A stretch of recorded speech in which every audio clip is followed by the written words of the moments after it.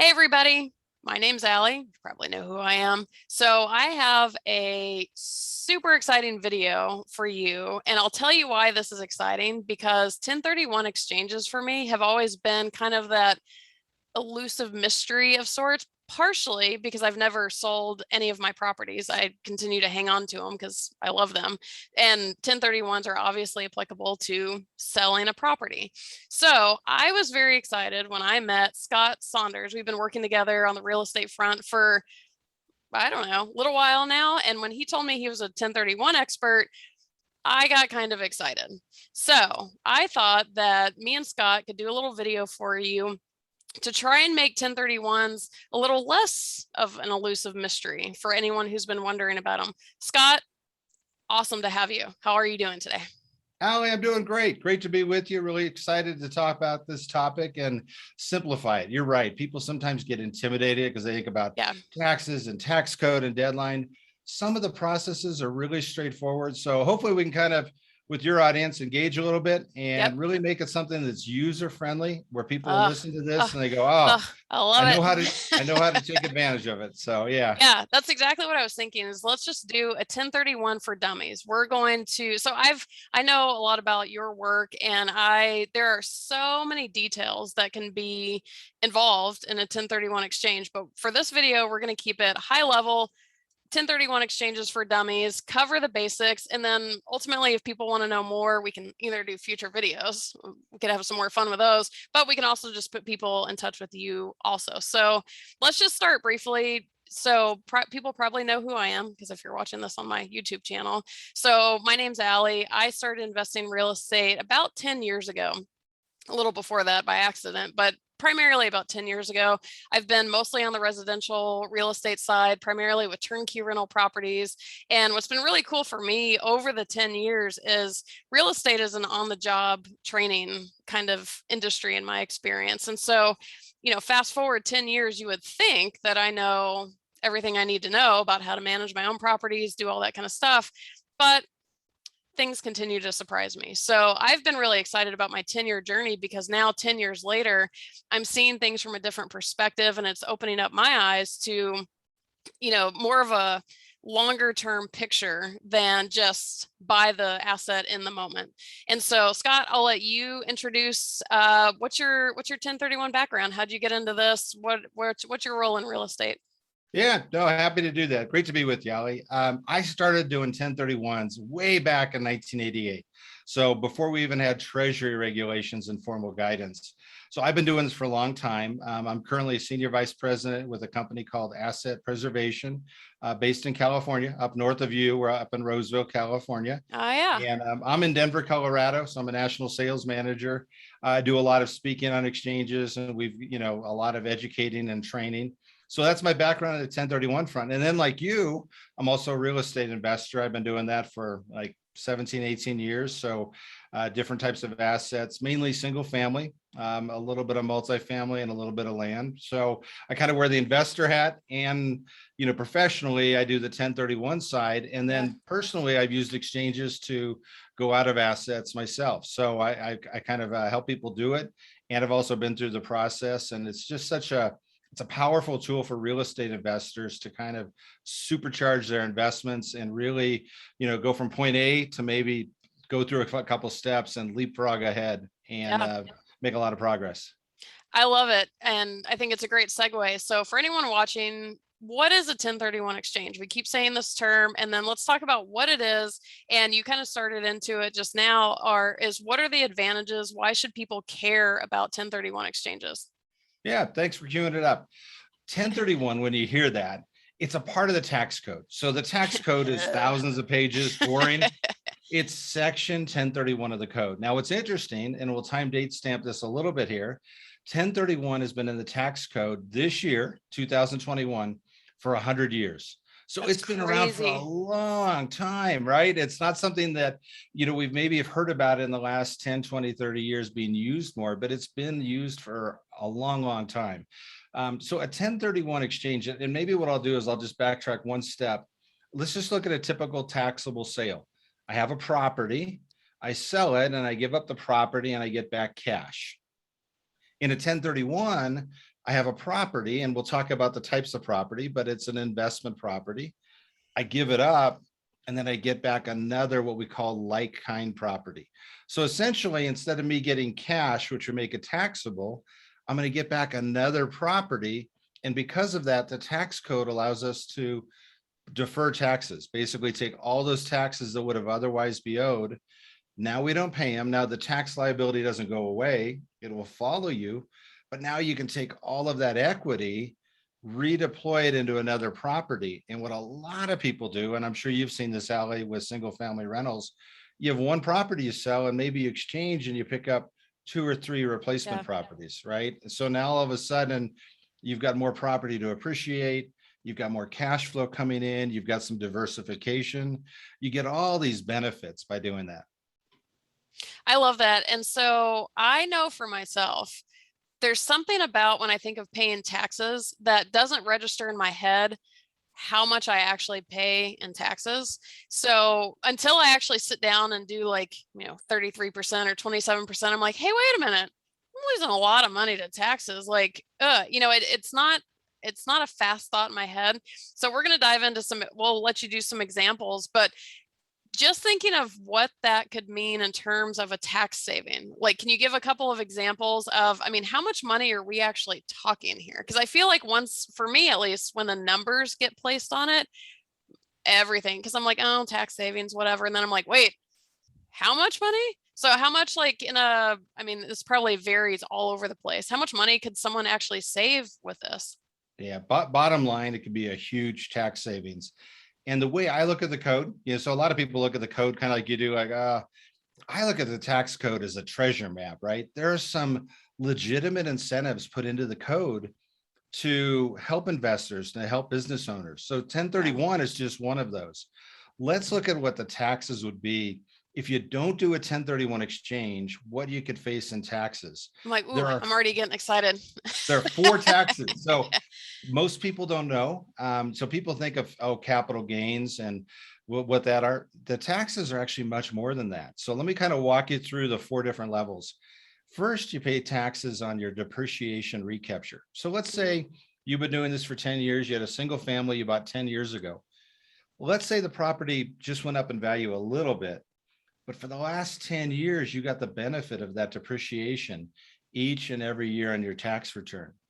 If you sell it in a taxable sale, you'll have to pay 25% of all of those tax benefits over the last 10 years. So your depreciation recapture is taxed at 25%. Then the remaining capital gain is taxed at your federal tax rate. So it could be 15% or 20% under current tax laws. Then there's an interesting tax that some of you are probably aware of called a net investment income tax. So it's a 3.8% tax on what is considered net investment income, but that includes capital gain. So if you're a single filer over 200,000 in income, net investment income, you face that tax. And if you're married filing jointly, the threshold is 250,000. So an interesting tidbit, married people face the tax a little faster than a single filer. So that's an additional 3.8% tax. Now here's the last one, which can be significant. Ally, you're in California. Yeah. California has a huge state tax rate, right? 13.3%. So you have to add in now the state tax rate. In some states, it might be 4%, 5%, but California, 13.3. So now, would this apply too if I live in California and the property I'm selling is out of state? Does that still apply to me just because I live here? That's kind of how most of California works. Yeah, it does. And in fact, there are some anomalies. We'll get into California. There are a few things that are very unique to the state of California that don't apply to the other 49 states when it comes to exchanges. So let's kind of let me kind of walk you through the summary. You got first a 25% on depreciation recapture. Second, you've got federal capital gain at 15 or 20%, net investment income when it applies of 3.8, state taxes, whatever your state tax rate is. You got to add all 4 of those together to get your total tax hit. So net, if somebody sells a property for, let's say, 200,000 and they've owned it for 10 years, they might be looking at a pretty big tax liability. Let's say 30 to 35%, $60,000 to $70,000. So a lot of what you think of as your profit, you're Yeah. really going to have to write a check to Uncle Sam and your state government if you don't do a 1031 exchange. So we're literally saying here that if they don't do a 1031 exchange, they could owe the IRS $60,000 to $70,000 versus if they do the 1031 exchange, that essentially gets wiped off the table. Is that right? Yeah, essentially, it gets deferred Or would I be the should right say way to say. push to another table. You're pushing it into you're pushing it into the future. Yeah. Exactly. So Exactly. one thing I'll say too, for anyone watching who's not familiar with, Scott was saying the word depreciation. So depreciation is one of the biggest write-offs for real estate. And so I'm going to put a link to a video below that dives a little bit more into that because it's a huge benefit. But like Scott's saying, on the flip side, it can end up getting taxed. So for more information on the depreciation stuff, check out the link below and we can dive into that a little more. So Scott, this is amazing. So people are like, wait a minute. I want to defer $60,000 to $70,000. So they're thinking about 1031s. What are the restrictions? What are the rules? What are the things that, I'm assuming you can't just do this all willy-nilly. What are the regulations behind doing this? Yeah, let me give you a few of the rules.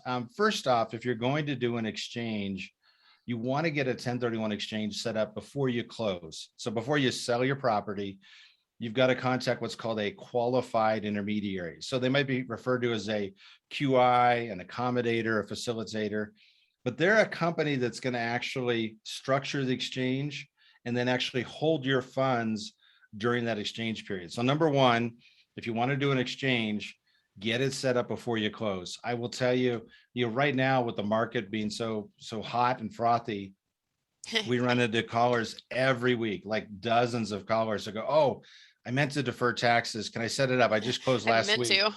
And I Oops. go, oh, we can't do it. We It's can't such do an it. expensive oops. It's a hard phone call to be the bearer of Oh, bad news. So number one, get an exchange set up. So what you do is you hire a qualified intermediary. They're going to prepare some legal documents, but what they do is they step into your shoes and they actually sell the property at the closing. So from a paperwork standpoint, you'll just sign some additional documents. It's going to look very similar to a normal closing, just a few changes on the settlement statement. So number one, you want to get a qualified intermediary involved prior to closing. does someone Now, pay that intermediary or is it kind of part of the process? they do get paid. They There's a get paid. fee Okay. for that. The fee varies depending upon what part of the country, but somewhere I would say between a low of maybe $900 to maybe Okay. $1,500, somewhere in that Okay. range is what the fee is. So it's not like a real estate commission where you're paying a percentage of your price. Right. It's a fixed fee. It's going to be, 1,000-ish, maybe a little more, something like that. Not a Mm-hmm. big cost for most people. It's just an additional transaction cost. Yeah. So that's step one. You get an intermediary involved. Now, there are a lot of different ways to do exchanges. We're not going to get into all those in this kind of introductory type presentation, but you can do a simultaneous. You can do things called reverse and improvement, but the most common one is what we call a delayed exchange. So this is where you get the intermediary involved before you close. You sell the property. So let's say you sell it today. That's day zero. Now you've got a time deadline. So day zero is at the closing. You have 45 calendar days to identify property. So we call that the identification period. And that ends at midnight of the 45th day. And what constitutes identify? Like what's required to check that box? Pretty simple. You just have to identify a property in writing, signed and dated, and it has to be unambiguously described. That's the tax code wording. So practically, what does that mean in English? It's going to mean a street address Okay. or maybe a specific property. So let's say there's a condo in Los Angeles. You're not going to identify a 2-bedroom, 2-bath condo. You're going to identify unit 31 or unit 283. So it's going to be a specific property. And this is just the address. Like do you have to have a sales contract signed on it? You don't, not at all. No, it just has to be identified. Now, the flip side of that is you probably want to be negotiating with that seller, right? Because I could drive down the street and identify any 3 properties. Yeah, that's what I was thinking. But if I'm not talking to the seller, feeling like we're going to come to terms on a price that's going to work for me and them, I'm probably not going to be able to close on it and buy it. So identification doesn't mean you have to be in contract. You just have to identify specific properties. But the other side of that is you better be talking to the seller and moving towards a price that you're good with. Now, look at today's market. So let's kind Oh, of look I'm at like, what's where's my going on right helmet? now. Yeah. Put my helmet on. Yeah, I get calls. I'm in Denver, Colorado, and I get calls all the time. People go, "Oh, in my market, there's just not much inventory." And I go, "Wait a minute, time out. In the entire country, there's not much inventory, right? I'm There's like, glad you think it's your market. Yeah, and that's everywhere, right? It's Yeah. California. It's like that in Washington. It's like that in Florida. It's like that in Colorado. So nationally, we've got maybe a couple months inventory. A lot of places a lot less than that. Where a balanced market's maybe 6 months is considered a fairly healthy market. Yeah. So how does that affect exchanges? Well, properties turn over quickly. If it's a really good buy, it might be sold in hours or days pretty quickly. That's what I was going to ask is if I see that condo that you're talking about, unit 33 or whatever it was, and I'm like, I want that one. And so I identify it, I do it in writing, but then for a million different reasons, it falls out. Is it just that I have to keep identifying something? Like, how does that work in terms of like exactly what you're saying with a crazy market and just general reasons that things fall out? If you don't have a sales contract, actually, even if you do have a sales contract, how do you manage that? Yeah, great question. There are two specific ways to identify property in a 1031. So you can pick what's called the three property rule. So you can identify three properties Uh, and you don't have to worry about the value, but you're limited to three. The alternative is what we call the 200% rule. So you can identify as many as you want, but not over twice the value of what you sold. So if you sell okay. for 300,000, you could identify a bunch of smaller properties. So here's an example. You're in Los Angeles. Let's say a home sells for $1 million, right? A Yeah. basic home. But you want to go ahead and you want to roll into a market like Memphis, where maybe properties go for 100,000. So you might then want to get a bunch of smaller properties. So Yeah. therefore, the 200% rule could be great for you. Yeah. You could pick up a whole bunch of single family homes doing it that way. But generally, you got to fit into either the three property rule or the 200% rule. So you have to pick one of those two rules. What you're bringing up is, what if something falls out, which is a great question. If you fall out within that 45-day identification period, then you can substitute, you can unidentify and substitute something else. Mm-hmm. But if you're outside of day 45, you can't go back and shoehorn something in. You can only So buy you're what's basically screwed at that point? You basically are. Whew, So yeah, sounds risky. I'm like, that's oh. so that's the So I'm brutal like, part. so for That's me, I would want the sales contract. Not that that's even a guarantee, but I'm like, I Yeah. think I'd want that contract. Yeah, I think that's a great idea. In fact, today, what I recommend is when you list the property that you're selling, start working with your broker on the purchase Yeah. side right when you're listing it. So you've got this timeline, and I only gave you part of the timeline. So I close at day 0, 45 days to identify. Then you have a maximum of 180 days. So it's another 135 days from there to close on what you've identified. So Mm-hmm. that gives you time to do the loan, do your due diligence, do your home inspections, all of that stuff. But that's kind of the timeline, and it's really statutory. You really have to meet that time deadline or pay the taxes. Now, there are a few little variables. So, for example, you guys have had wildfires, this year, just horrendous. Well, last year, horrendous ones too. Yeah. Some of those have allowed for an extension, but you have to have a property in an affected county or tax records in an Okay. affected county. So, there's a little bit of wiggle room, but most of the time, 99.9% of the time, it's not going to apply to most people. Yeah, So that makes that's sense. the delay. That's the delayed exchange. You identify it. And then on the purchase side, the qualified intermediary then prepares some paperwork. They now step into your shoes and they purchase. So they're holding your money. They purchase that replacement property and then have it deeded to you. So essentially, you've just given up a property held for investment. Now you get another investment property back. The qualified intermediary sells, the qualified intermediary purchases. I love it. So, question for you. Let's Yeah. say that I have that $1 million single family house in Los Angeles, and I want to roll that $1 million over to I don't know, a shopping center in Nebraska. Can I do that? Like, what are the rules for what you can exchange? Is it a free for all? You can get whatever you want, or what can you trade? What kinds of properties can you trade? Yeah, that great question. So the term that comes up in the exchange world is that it has to be like kind. Okay. Like kind just means it's held for investment or you use it in your business. So if you happen to be, let's say you own a car repair facility and you own that commercial building, you could exchange out of that and go into the Nebraska commercial building. Right. So anything held for investment. So that's real broad. Let's kind of unpack that just a little bit. Yeah. If I hold a piece of bare land and it's gone up in value, I can exchange that for a single family rental.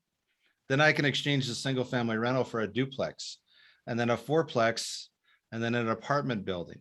Okay. Right. So anything that's held for investment that you hold for investment can be exchanged into. And that's really, really broad, Ellie. I mean, we Yeah. won't go down a rabbit hole on that, but you can exchange things like conservation easements, agricultural easements, water rights in certain cases, a That's vacation interesting. home.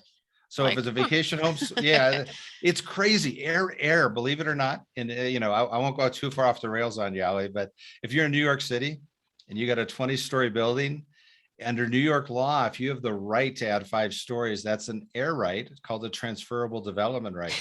It's considered real estate. I was about to You say can that chunk exchange of it. air. That's amazing. Crazy, It's a pretty crazy. vertical city, so you kind of almost have to make the accommodation. So what you're saying is like, as long as my residential properties are used for investments, there's not really like residential to commercial or back and forth doesn't really matter. Is that accurate? That's absolutely accurate. So the only restriction is it has to be real estate, what we call real property. Okay. So you can't exchange the personal property. If I've got an apartment complex and I've got washers and dryers associated, that's not exchangeable. So only what we call real estate or real property, but any real estate held for investment can be exchanged for any other real estate held for investment Okay. purposes. So So it's really broad. where do primary homes come into this? Are they in the equation at all? Like if I own, if that $1 million house is just my house and I'm not using it as an investment property, can I 1031? Right. Great question there. So let's walk back just to one step. When you deal with a primary residence, if you live in that house for 2 out of 5 years, Okay. there's another section of the tax code called section 121, and it allows you to exclude gains. So 121 is actually better than 1031. 1031, I kick the Okay. can down the road, I defer my taxes. 121, I put the money into my pocket tax free. So if I'm single, 250,000 tax free into my pocket. If Okay. I'm married, it's $500,000. So with a residence, if I just live there, I can do that. Now, As where it long gets as you live there for more than 2 years? 2 years out of a Okay. 5-year period. Now, I'm going to give you kind of some interesting planning opportunities. What if I live, let's say, in La Jolla, California? Okay. To pick on La Jolla, right? And I bought the property for 400,000. Today, it's worth $3 million. I was about to say, where are you getting a property in La Jolla for Right, years right. There ago? you go. That's So what. 25 Now years I'm like, ago, 3 right? million sounds about right for a All cheap right. property there. Yeah. So it's 3 million. And Okay. let's say it's, let's say you're a single filer, you can exclude 250,000 in gain. Well, you're still going to be absolutely killed on your taxes. So here's what you can do. Here's a really neat planning opportunity. I can move out of my investment property, rent it. Yeah. Now it's a rental property. So let's say I rent it for a year. So what I can do is I can actually take advantage of the primary residence code and the 1031 on the same sale. So I pocket it when I go ahead now and I've rented it for a year. It's now an investment property. Okay. I close on it. Now I put 250,000 in my pocket and I've got, let's say, 2.75 million left over. Then I do a 1031 exchange on that into other like kind investment properties. So people that live in areas like you are, both coasts, Yeah. let's say, right? California to Washington, out in New York, where properties have gone up so much, you can basically harness that equity in your residence, convert it into a rental, and now do a 1031 exchange. And guess what you've done? Now you've got these assets kicking off retirement cash flow, or maybe it's not retirement, you just want extra cash flow coming in. Now Yeah. you've got investment property. So you've converted the equity in the house into something that can actually be used for investment purposes.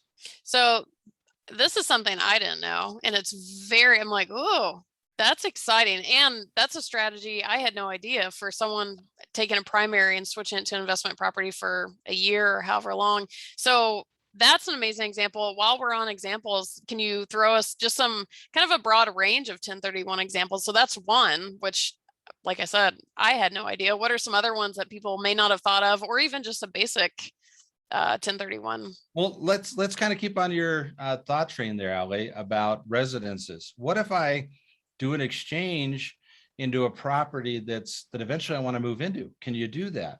And the answer is yes, you can. So I can do a 1031 exchange into a rental house, Okay.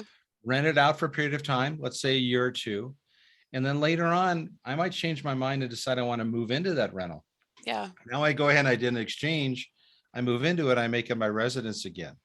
So you can really kind of jump back and forth between the tax codes Yeah. there. And there's kind of a whole nother topic. What about second homes and vacation homes, Yeah. right? There's a way where you can do exchanges on a vacation property that's considered held for investment. So Big Bear, Lake Tahoe, Yeah. Aspen, you name it. A lot of those properties are actually part of a 1031 exchange. So there are lots and lots of opportunities. One thing you asked for kind of examples, people's needs kind of change throughout their lifetime, right? You Yeah. start off when you're young, you want to build equity and you want to grow the portfolio. Later on, people want to move more to cash flow, right? They Yeah. want to have cash flow. You can exchange, maybe start with a piece of dirt, work your way up to single family, go to commercial. You can exchange into what's known as a triple net lease, exchange into a Walgreens, where now you've got a tenant that's really reliable there. And so you've got a fairly predictable stream of cash flow. So 1031s really allow you to kind of jump around anything with real estate. You can kind of reshuffle the deck and go into different types of assets, different properties. One thing I want to mention, we didn't touch upon this.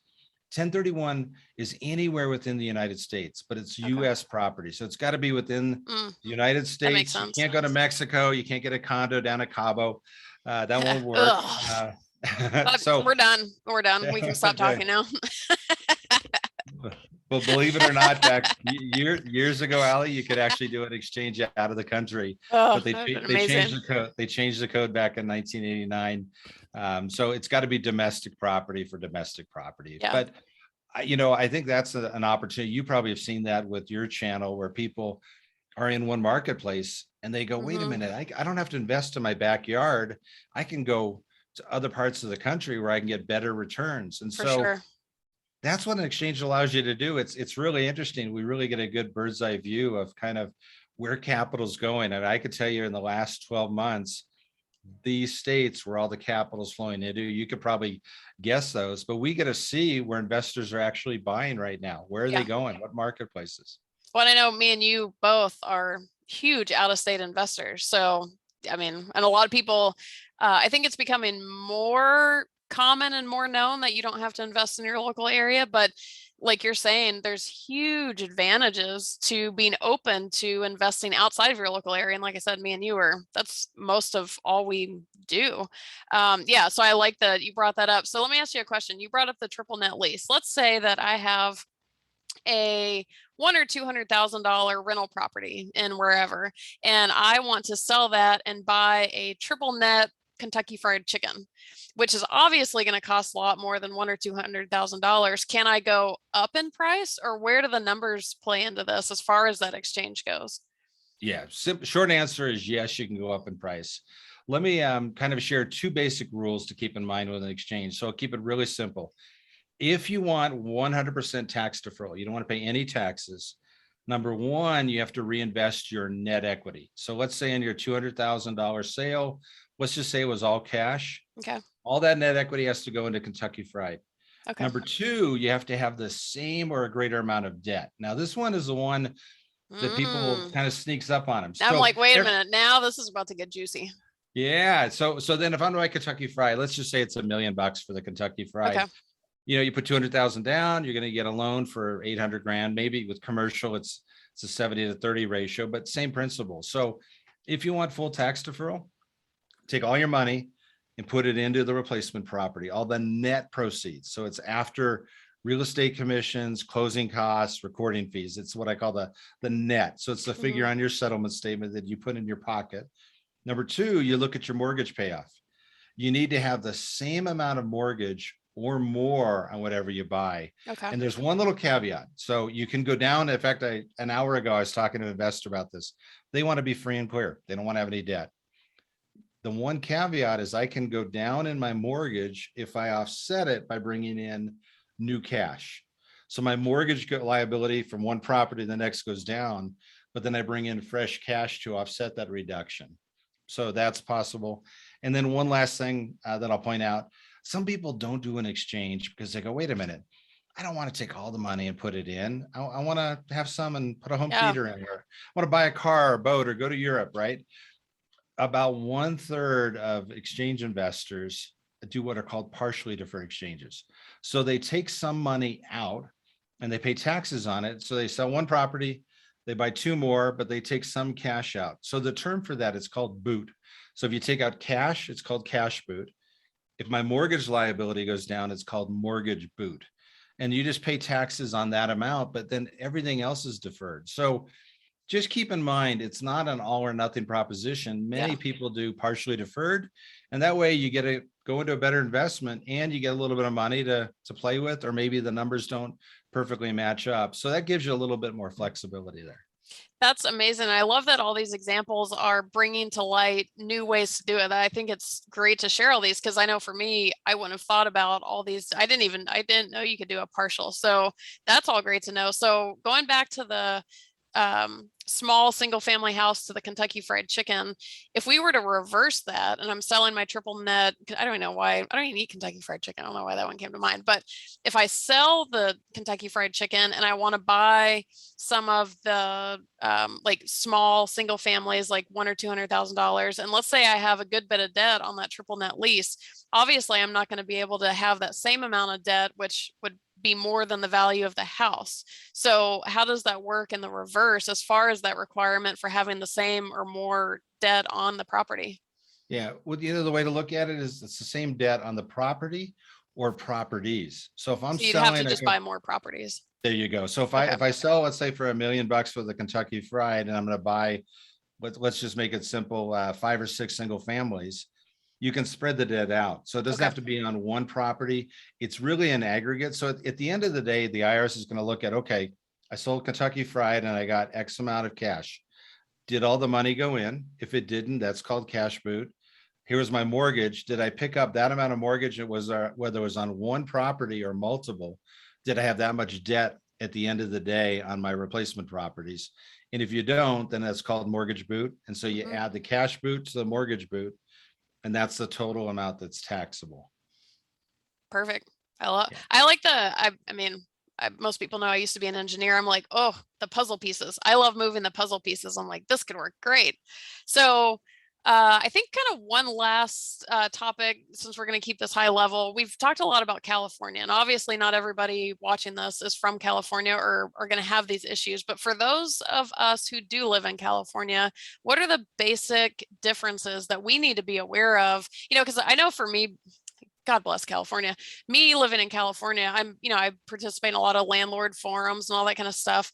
And so many of the things that people talk about in real estate investing just don't apply in California. And then you always know the California people when they chime in because everyone else is like, what? Like, no, what? Huh? And so basic real estate investing principles are different for California. So what about the 1031 side of this? What are the big things that Californians need to be aware of? Yeah. Well, first off, Allie, you don't know this, but I'm here in Colorado today, but I'm a native of California. I was born in Bellflower and grew up in the Bay Area, and then I Mhm. spent quite a bit of time down in Santa Barbara. So I get California. It's like California gets bashed a lot. It's a Yeah, gorgeous state, right? You so guys have pretty. you There's have a reason everything. it's expensive. Yeah, you got the beaches, you got Napa, you got Tahoe, you got a lot of culture. But to answer your question, I'll give you three things.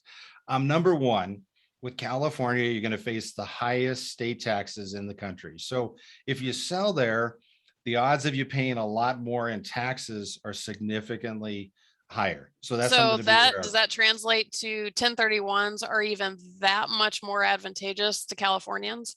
Absolutely. In Okay. fact, California is really kind of ground zero for the 1031 industry. Even our company, we're a national company. We do more 1031s in the state of California than any other state. So California's experienced such tremendous appreciation that if you're an investor, think about it. You're a school teacher and you happen to buy one single family rental 20 some years ago Yeah. in your house.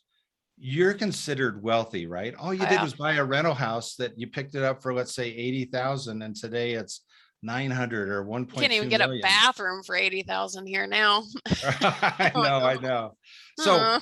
so California then has all this appreciation, which means if you don't do an exchange, you're just going to get slaughtered, Yeah. really hammered with taxes. So that's number one. Number two, here's kind of an interesting twist. California is the only state in the country that requires this, but they have what's called a clawback provision. And I'll kind of translate that. What it means is if I come out of California and do an exchange out of Los Angeles, and I go to, let's say, Texas and Tennessee, that's permitted. California requires you to file a tax return with the state of California each and every year. Now, if I Really? sell, yep, if I sell that property in Texas 10 years from now, so I can do the exchange and defer my taxes.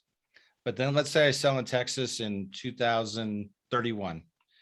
California is going to come after you. It's called a clawback for all the gain that happened while you own the property in California. Seriously? Yes, Oh, I hate to be come the bearer of on. bad news. So it's the God, only state, stingy it's the only state bastards. in the country that's got that. So when you exchange out of California to other states, you can do it. It's permitted. You can defer your taxes.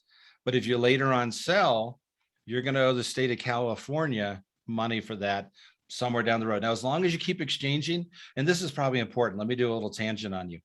You can keep exchanging over and over and over again. So one of That's the actually reasons great to, so no limitations on how many times you do this. over and over and over. Okay. In my case, I'll probably never sell an asset. Yeah. I'll redeploy it. I'll change it. I might do some different things. So as long as you exchange for other like-kind property, you can just do it over and over and over and over again. And under current tax law, now this might change, but current tax law, when you die, your heirs get a step up in basis to the value of the property today. So you didn't pay capital gain taxes throughout your lifetime. Now you've passed on appreciated property to your heirs. They don't pay capital gain taxes. So if I want to just simplify all this, 1031 is really, it's a powerful way to build wealth in real estate. Yeah. Because you take all that gain and you keep redeploying it over and over. And then if you add leverage, right, now you're levering up and now you're getting appreciation on a lot more. So someone that exchanges over 20 years is going to end up with so much more real estate, just a bigger portfolio than somebody who's going to sell, pay their taxes, and then reinvest. Yeah.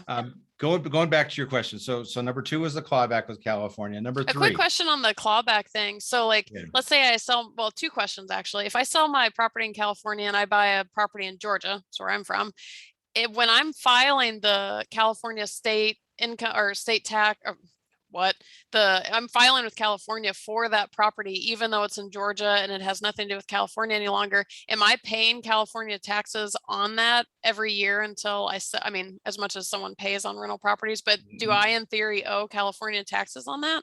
No, you don't. Oh, So the whole purpose of filing, is California wants to catch you when you sell it.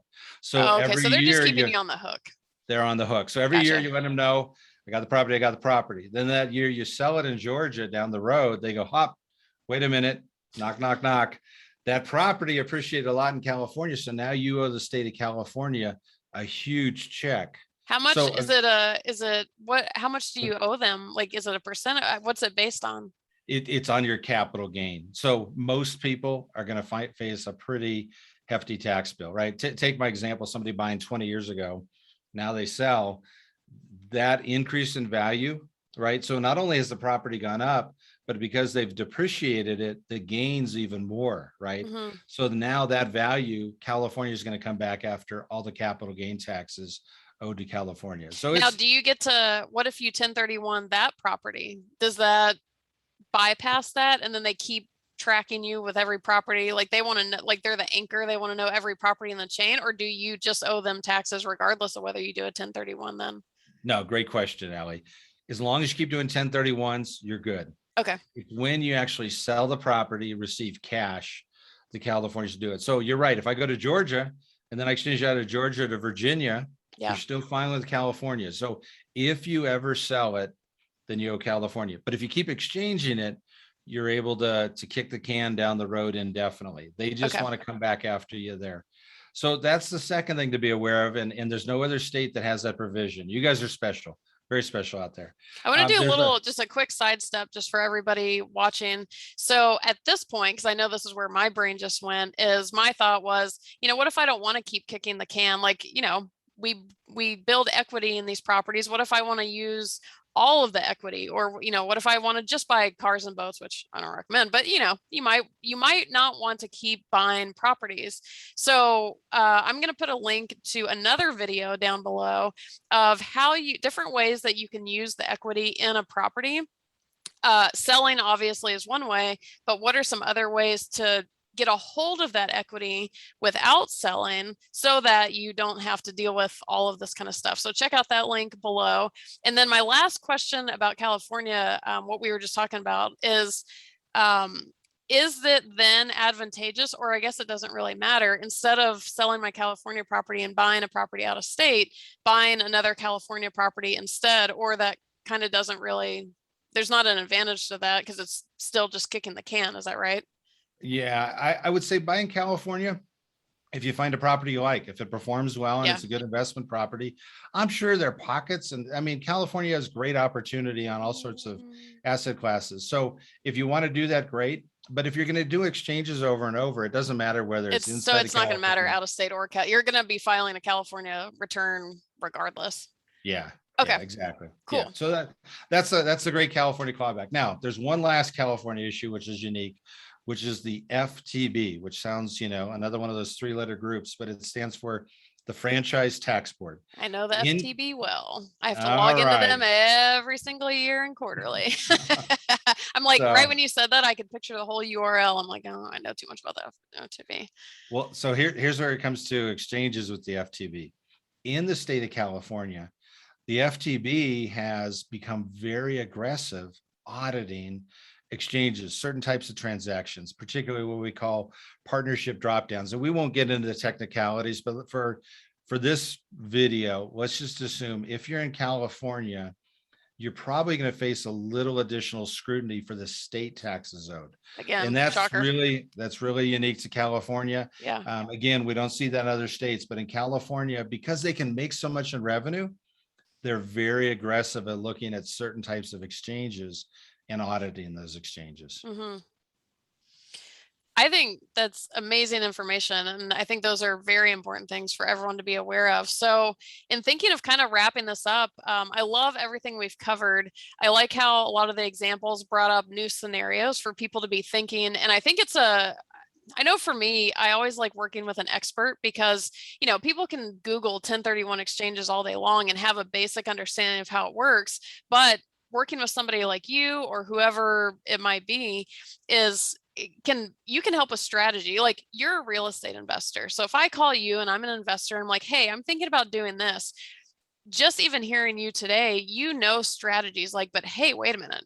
If you do this, but then you do this, and then you kind of loop around that way, it's like when I like working with investor friendly lenders or just people who know what's going on. Because yeah, I can understand a straight 1031 exchange, but I may not understand all of the possibilities for how to best work that for my portfolio. So I love everything you shared today. And I want to just kind of wrap it up with, what can people get from you if they work with you? And also just, we talked a little bit about the general process, but like, if I'm going to sell my property tomorrow, my thought of when you were describing it is like, I kind of want to get connected with that intermediary before, not right. I don't want to crunch my 45. I'd like to have some planning time of like, okay, where am I aiming? Who am I going to buy this property from? Where is it going to be?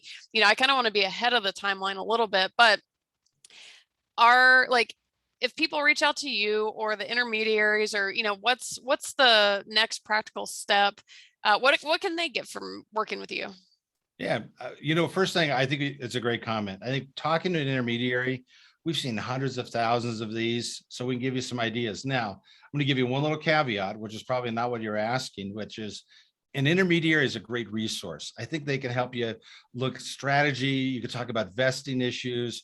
What are the requirements? So I think contact a qualified intermediary before you're even going to list your property. That's what I was Pick kind of their thinking. brain, get some information. Now, the caveat that I would say though, even though I know a lot and I happen to train CPAs and attorneys and all sorts of people, legally, I'm not allowed to give tax or legal advice. Right.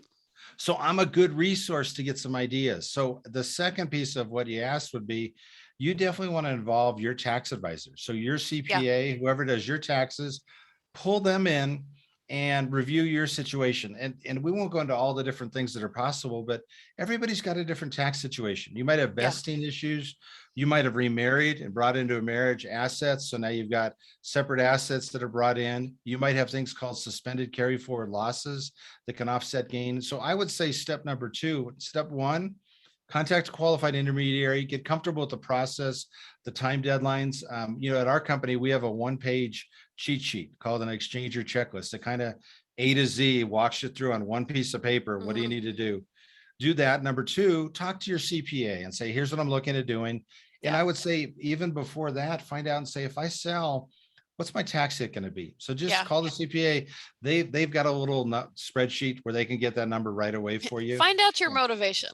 How motivated are you to like, am I going to say $5,000 or $90,000? That's suddenly I'm like, oh, I'm getting paid an awful lot to do this work. So to clarify, are you an intermediary? I am a qualified intermediary. So I work for a qualified intermediary, but that's what I do. I'm a qualified intermediary, QI. By the way, there's a National Trade Association of Qualified Intermediaries. It's called the Federation of Exchange Accommodators. Super easy email address, 1031.org. So a lot of reputable qualified intermediaries are part of that. Scott's group. being humble, guys. Just reach out to Scott. I'm happy to. And so anyone from any state can work with you, right? It doesn't matter where you're located or where they're located. Correct. Yeah, no, exchanges are done nationwide. I spend a lot of time doing kind of like we're doing here, talking through a scenario. So here's what would typically happen. Somebody calls up and they say, I want to list a property. And then we kind of talk about it. How do you hold title on it? How long have you owned it? Was it a fix and flip? Because a fix and flip won't qualify, right? So we'll kind of go through those things. So, wait, a fix and flip won't qualify? How come? Will not. Because you've got a whole. Ooh, do tell. All right. See, there we go. Oh, see, I'm like, Allie was trying to wrap. She was trying to wrap it up here. So no, tell us everything. Okay, maybe not everything. Here we go. Because it's fix and flip is an investment property. It's not. So this is an interesting distinction. You might make money on it. So let's say I bought a fix and flip. I bought it for 300, put some sweat equity, flip it for 400. Okay. So there's 100,000. You made profit, but the 1031 code says you have to hold for investment. It's hold for investment. Long-term investment. So when we look at long-term investment, it's going to mean if it's a income property, anything besides dirt, you got to rent it. You've got to hold it for a period of time. We could talk about how long and maybe a later video, but a fix and flip, the intent is to hold for sale. So you make profit, but the profit is not held for investment. So you can't do fix and flip. So anything that you hold for sale purposes, and especially now, the market's crazy, right? So somebody gets under contract and maybe something's built and now it's worth $100,000 more than what they were able to buy it for. Yeah. If they flip it, they're going to pay the taxes, and that's really taxed as ordinary income, which is taxed higher than capital gain. Yeah. So fix and flip, you're actually paying the very highest tax rate with a fix and flip. I'm flashing back to how long ago did I read Rich Dad Poor Dad for the very first time? I've been in real estate active for 10 years, so probably like 15 years ago or something. And, Robert Kiyosaki always bashes flipping because it is, and I knew when he was talking about it, that it's considered active income. So like you said, ordinary income versus passive income, which is a different taxation type of thing. But what I didn't realize, so wait a minute, I'm like, so if you're flipping a house, so again, I've always heard that it's the highest tax bracket, but if you're flipping a house, are you having to pay the capital gains taxes on that every time and no way to get out of it? There's no way to get out of it. You flip a house, you make the profit.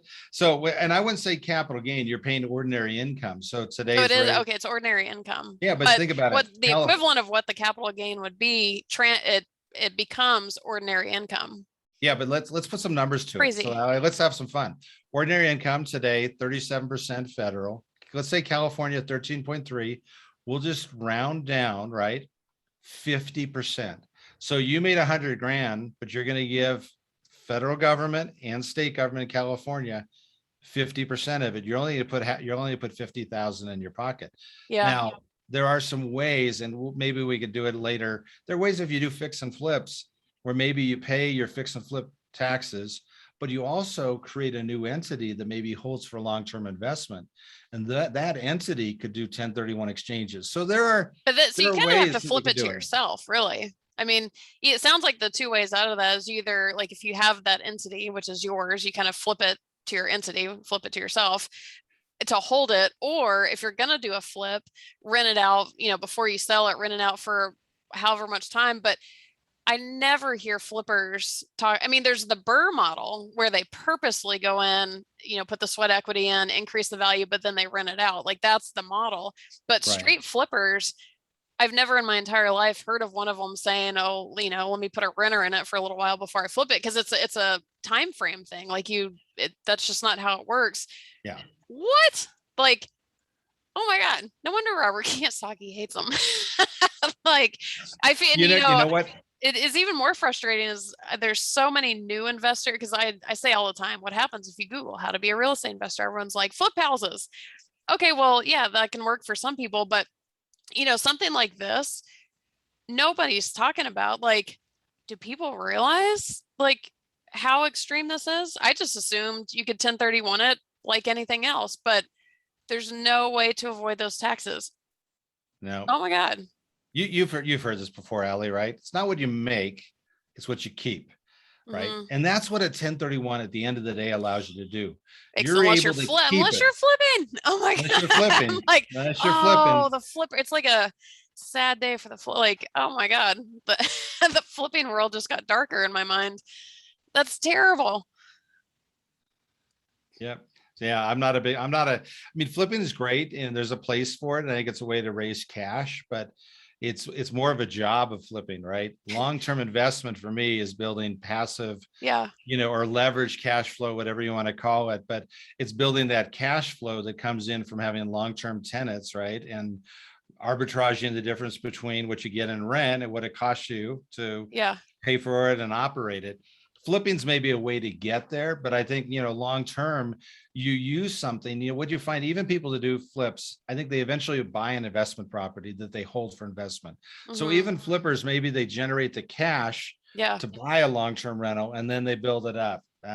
You'll find people all over the country are using 1031 exchanges to really build wealth. It could Yeah. be ranchers, farmers, single family investors, commercial investors, really, big and small, the whole gamut are using 1031 Except exchanges for to build flippers. wealth. I don't know why I'm so heated up about that because I don't even flip. I have no interest in flipping, but I'm like, oh, for them, like, that's get gutted over that. But yeah, I'm with you. I love, the 1031. I think just like, and I can't believe it's been around for 100 years. I think it's a huge advantage for just, and what I love about it, like I kind of said a little while ago, is work with somebody like you because it's not just the straight process that builds all that wealth. It's like, how do you work that process and tailor that process for your particular situation to maximize everything? And really, as a real estate investor, whether you're doing that with creative financing, 1031s, lending, whatever you're trying to figure out, that is the name of the game, is how to structure it to be most advantageous. And again, everyone's situation is different, which is what I think can make it so challenging to figure out, because it's not a straight shot, like point A to point B. It's different for everybody and there's different answers. So working with somebody like you, to help figure that out. And really, we all get taxed so much. Well, I'm in California too, but we all get taxed so much. Like, take back what you can. It's like the little write-offs, so many people just don't do basic write-offs, not even just real estate, but just in life, charity stuff, whatever. Take back what you can get because it's in the tax code. So, it takes a little bit of work to get it, but when you crunch the numbers, again, if we're talking kicking a $60,000 or $70,000 can down the road, that's worth a little bit of time and effort. So I love everything that you shared today. And I know for me, it's taken some kind of the muddiness out of the understanding of how these things work. And it's gotten me, of course, I don't really want to sell anything right now either, but I love that creative, the ability for the creativity. So I appreciate everything you shared today. And I'm definitely going to put a link to all your information below. So if you're interested in working with Scott, if you have questions that you want to, get clarification on, we kind of alluded to, Scott has so much more information about all of this, but we wanted to keep this one pretty high level just to kind of go through the basics, which I think we did. I'm so grateful for everything you shared. So Scott, any parting words for anybody? Well, Ali, it's been great to be with you. You're such a great resource to investors, and this is just another tool in the toolkit, right? Yeah. You've got a whole process of building wealth in real estate. When you finally go to sell, the 1031 gives you a way to redeploy or reposition the capital and get a better ROI, get a better return. So, I'm a big fan of it. I think, I use it personally. I use it professionally. I think if you're holding property for investment and you haven't at least looked at an exchange, you're making a mistake. So take a look, kick it around with your CPA, see if it makes sense for your situation, get with a good professional, and look at it, see if it's something that makes sense for you before you close on your property, right? That's really critical before you close. I'd even say before you list it. That's kind of, I'm like, no, let's get some, especially in 2021, where it's like, it's going to take a second to get a replacement property. Let's really put some planning into this. And I'll throw a little kind of shtick out that I just thought of is, if you're watching this and not every investment property is all that profitable. Some people get into investment properties and maybe it's not performing how you want it to, or maybe you're seeing other properties that would be more profitable, but you felt kind of stuck, with this property. So hopefully the 1031 option, that might be kind of your ticket, motivation, if you will, to think about trading that property in for something that is better fit to your goals, or cash flows better, or whatever it be. Because a lot of us got that one property where we're like, oh, okay, lesson learned, cool, but it doesn't mean you have to be stuck with that property. So you could use that and roll it into something. I can help with real estate stuff. Scott can help. A lot of us have been in this industry for a while. So if you're feeling stuck on a property right now, reach out to one of us, and either of us would be happy to help. Or Scott can give you the 1031 options for it. I can give you kind of strategy portfolio options. What things to think about. So I love it. It takes a lot to get me motivated about tax talk, not going to lie, but this seems to be kind of on the more fun avenue of tax talk. Well, it's fun if you're going to keep more money, right? Keep more money in your pocket, keep it working for you. That's a great deal. I would say people get intimidated by the tax code. I love the tax code. I think it's a great tool. So, you use it legally, follow the rules, and take advantage of what's in the code. Take advantage of it and use it to move ahead. Why not? Right. I'll tell you what, the Donald Trumps of the world are doing that. So why, the Robert Kiyosaki's are. So why not follow in their coattails and do exactly what they're doing? And that's my theory, is they're going to try and take so much money from me. I'm going to try and take back as much as I can. Like I earn that money, not you. Exactly. Cool. Well, Scott, I can't thank you enough. Like I said, I'm going to put your contact information below so anybody can reach out to you. And also, if you're watching this, first of all, throw us a thumbs up if this was helpful, and hit the subscribe button if you haven't already. And feel free to leave comments in the comment section with questions for Scott or questions for me, or, whatever 1031 thoughts come in, sleep on it for a night, see what you come up with. So don't be shy about that. Throw it all down there and we'll be happy to get in touch with you. So Scott, thank you. I hope you have an amazing rest of the week. And I don't know, maybe we'll do some part 2, part 3, part 4, 1031 talks. So stand by for that one, everybody. Sounds great. All right. Bye. See you guys next time.